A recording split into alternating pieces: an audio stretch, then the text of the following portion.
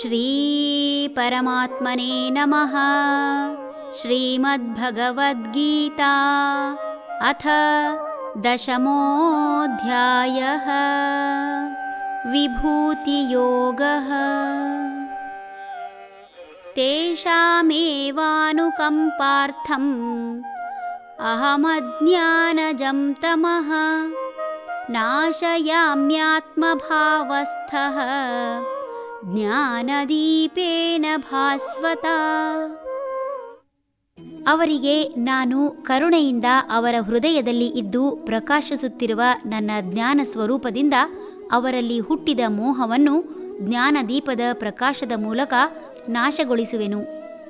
ಮನುಷ್ಯನ ಮನಸ್ಸು ಸದಾ ಗೊಂದಲದಲ್ಲಿ ಇರುವುದು ಸಹಜ. ಪರಿಸರದ ಪ್ರಭಾವದಿಂದ ಪ್ರಭಾವಿತವಾದ ಮನಸ್ಸು ಭಾವೋದ್ವೇಗಕ್ಕೆ ಒಳಗಾಗುವುದು ಸಹಜ. ಹಿಂದೆ ಪ್ರಪಂಚದ ಆಗುಹೋಗುಗಳು ತಿಳಿಯುತ್ತಿದ್ದುದು ಬಹಳ ಕಡಿಮೆ.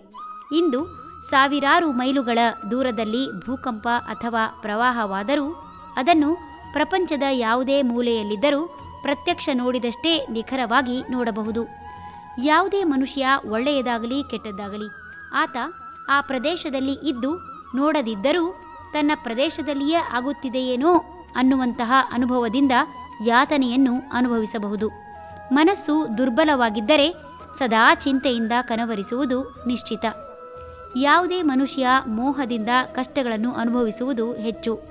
ಅಲ್ಲೆಲ್ಲೋ ಭೂಕಂಪವಾದರೆ ನಾಳೆ ಇಲ್ಲೂ ಆದರೆ ನನ್ನ ಹಾಗೂ ನಮ್ಮವರ ಪರಿಸ್ಥಿತಿ ಏನು ಎಂಬ ಚಿಂತೆಯಿಂದ ತನ್ನ ದೇಹವನ್ನು ಹಾಗೂ ಮನಸ್ಸನ್ನು ದುರ್ಬಲಗೊಳಿಸಿಕೊಳ್ಳುತ್ತಾನೆ.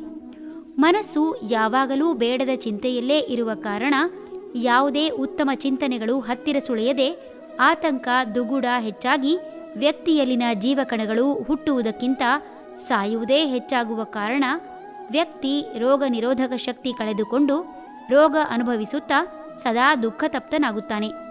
ಭಗವಂತನನ್ನು ನಂಬಿದ ಮನಸ್ಸು ಸದಾ ದೃಢವಾಗಿರುವ ಕಾರಣ ನರನಾಡಿಗಳು ಚೈತನ್ಯದಿಂದ ಕಾರ್ಯನಿರ್ವಹಿಸಿ ಹೃದಯ ವಿಕಸಿತವಾಗಿ ಹೃದಯದ ಕಾರ್ಯವಾದ ಪ್ರೀತಿ, ದಯೆ, ಕರುಣೆ ಸ್ವಾಭಾವಿಕವಾಗಿ ಹೆಚ್ಚಿ ನರಗಳ ಸಂಮೋಹನದಿಂದ ಜ್ಞಾನವಾಹಿನಿ ನರ ವಿಕಸಿತವಾಗಿ ಗ್ರಹಿಕೆ ಸಾಮರ್ಥ್ಯ ಹಾಗೂ ಉತ್ತಮ ಚಿಂತನೆ ಮಾಡುವ ಸಾಮರ್ಥ್ಯ ಹೆಚ್ಚಾಗಿ ತಾನು ತನ್ನದು ತನ್ನವರು ಎಂಬ ಮೋಹ ನಾಶವಾಗಿ ವ್ಯಕ್ತಿ ಉತ್ತಮ ಜ್ಞಾನಿಯಾಗುತ್ತಾನೆ.